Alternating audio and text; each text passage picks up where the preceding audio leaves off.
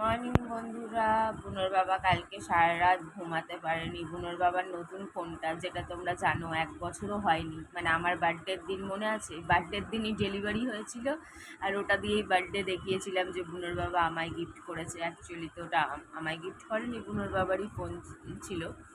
তো এখনও 1 বছর হতে কতটা দেরি। ডিসেম্বর এলে 1 বছর হবে, August, September, October, November, December, এখনও 4 মাস বাকি আছে। 4 মাস হলে 1 বছর হবে। ফোনটা কালকে রাত দিয়ে মনে হয় ভাইরাস ঢুকে গেছে না কি, খালি রোটেট হয়ে যাচ্ছে। আর ওপর থেকে যে রোটেট মুডটা দেখায়, ওই এতদিন দেখাচ্ছিল, কিন্তু রোটেট মুডটাই গায়েব হয়ে গেছে। এখন আর রোটেট মুডটাই দেখাচ্ছে না, পুরো গায়েব। আর ফোনটা একদম ইউজই করতে পারছে না। যে কোনো অ্যাপ খুলছে, ইউটিউব বলো, হোয়াটসঅ্যাপ বলো, যে কোনো গ্যালারি বলো, যা খুলছে সব রোটেট হয়ে যাচ্ছে। এরকম চওড়া হয়ে যাচ্ছে, মানে যেরকম হয় রোটেট মুডে। এমনকি সেটিং থেকেও খুঁজে বার করতে পারছে না।